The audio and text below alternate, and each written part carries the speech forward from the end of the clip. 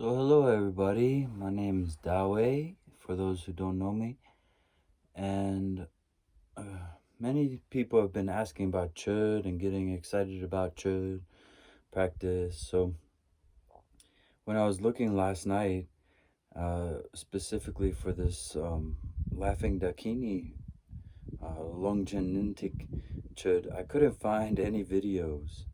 So this inspired me to make a video.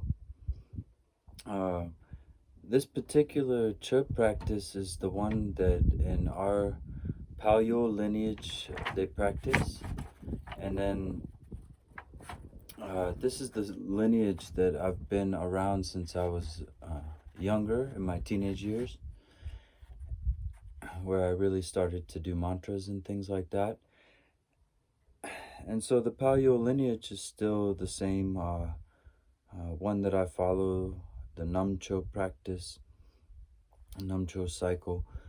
But they do this Chöd in every tradition, and it's considered a Dzogchen Mahamudra practice.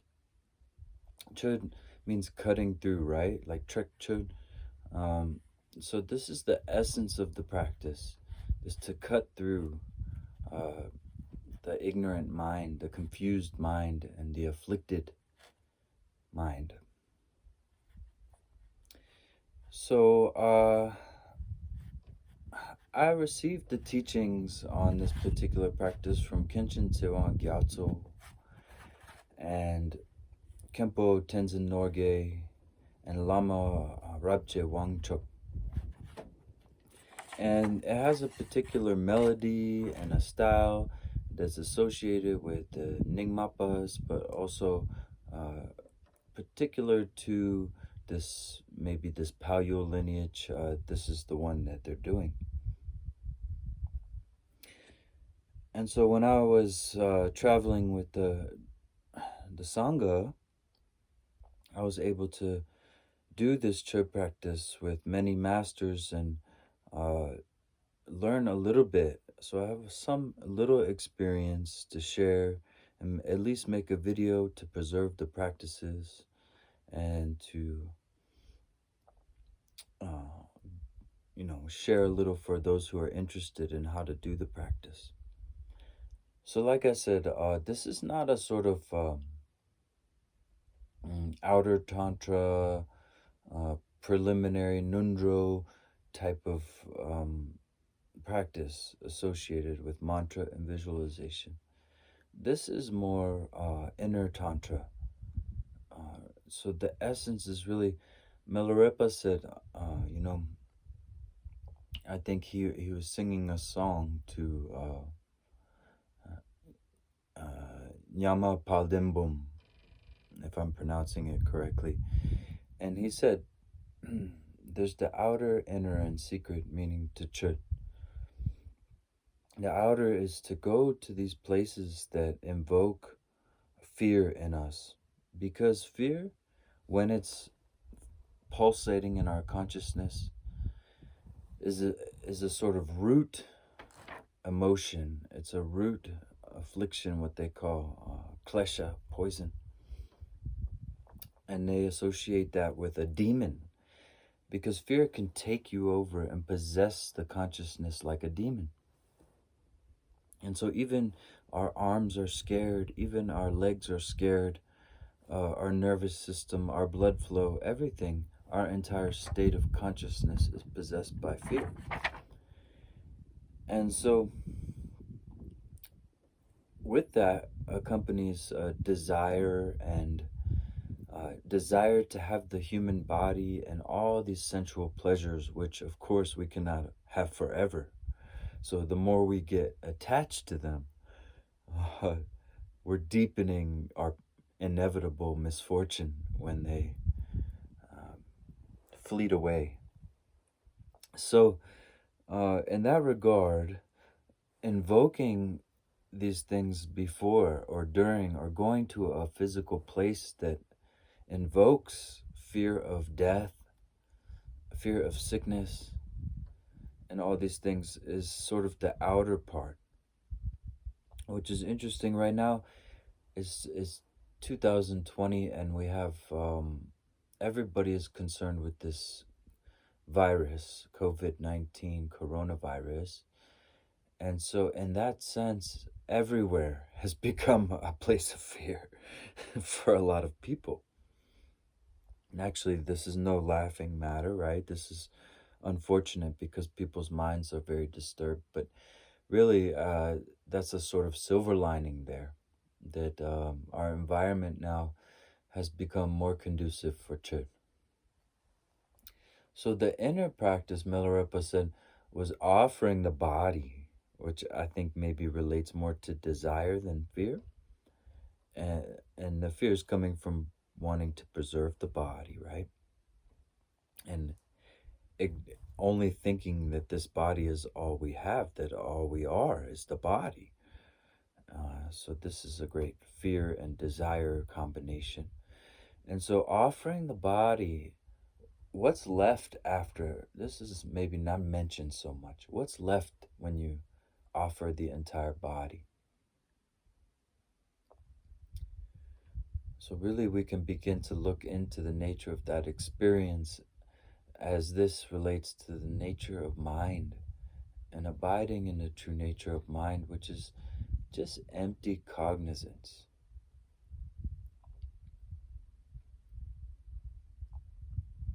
So in empty cognizance, there is no self.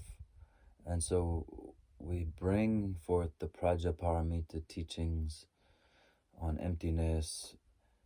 And many people will say non-dual awareness and all these things, but actually it's also sort of transcending duality and non-duality.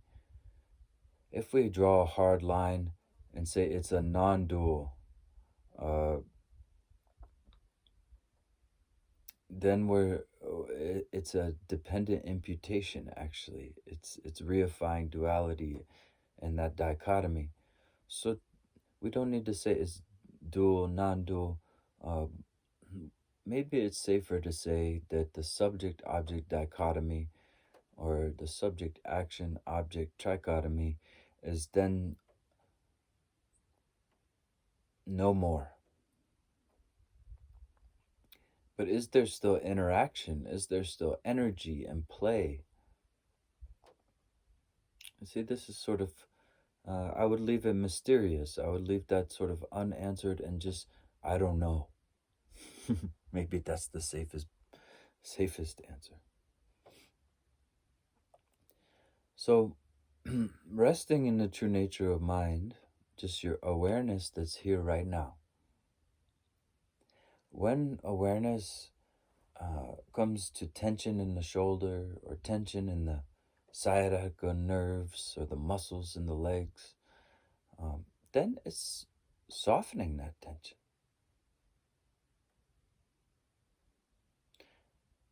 When awareness goes to thoughts, then yeah, the thoughts are going away. When we rest in awareness and our emotional energy is untying, like a snake, slowly untying by itself, this is awareness cutting through conditioning. This is the essence of the practice and the ultimate meaning of Chöd, according to Machik Lobren and Padampa Sanghi and Milarepa, many great masters. This is the ultimate meaning, to cut grasping and to abide naturally in the view. And then when we drum and ring the bells and blow the horns, this is all the play of the Dharmakaya. This is the Nirmanakaya play of compassion. We're occupying our body, speech, and mind with Dharma.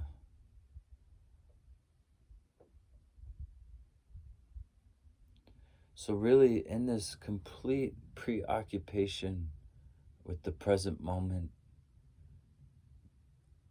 with this complete embodiment of the view with our hands full,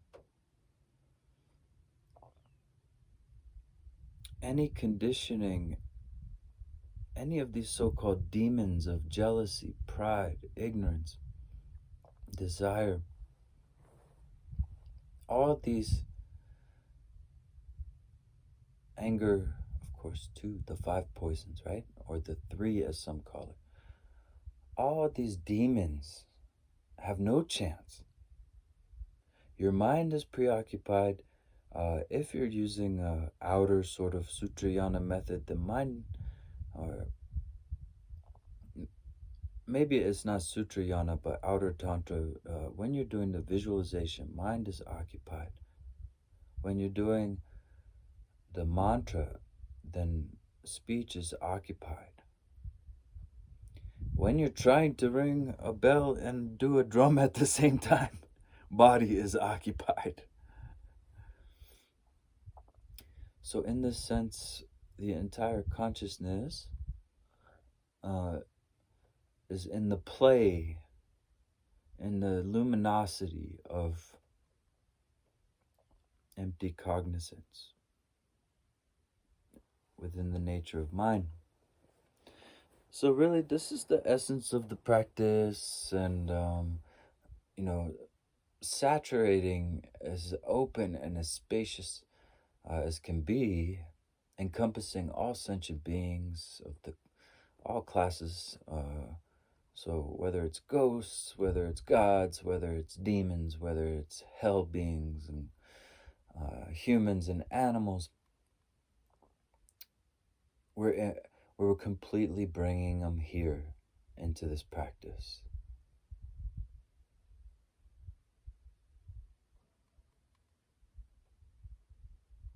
And saturating that with the knowingness, the cognizance, the wisdom, our Buddha nature. They say that there's the essence and nature. The essence is emptiness, and the nature is cognizance. So, cognizance is your own awareness right here. If we sit just like this, we're aware of our entire surroundings without one single thought. And even if thoughts are coming, they're also just a display of awareness. No problem. No separation, no duality.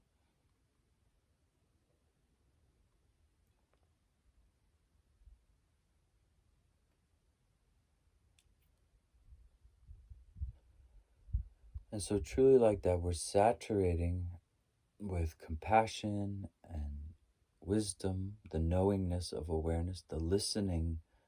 It's a sort of listening and knowing. And so this is how we have spontaneous wisdom. Because from that listening is a natural knowing, what they call vipassana, insight.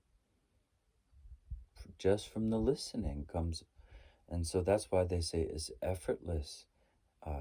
Fruition happens spontaneously. You cannot condition it into being. We can only uncondition, what they call nirvana, the exhaustion of conditioning. So really, this Chöd practice is inner tantra, very deep in that sense, very profound. And so now I'll go through this Chöd practice, the bellowing laugh of the Dakini, just to give an overview of anybody who's doing this practice alone or in a group. I always prefer to start out with pranayama, breathing exercises, and yoga. Just even a light, just yoga doing. And if you do tsalung, then maybe also some of the other more involved preliminary sort of practices that you can do before you meditate for a long time, or before you do Chöd, or things like that. And so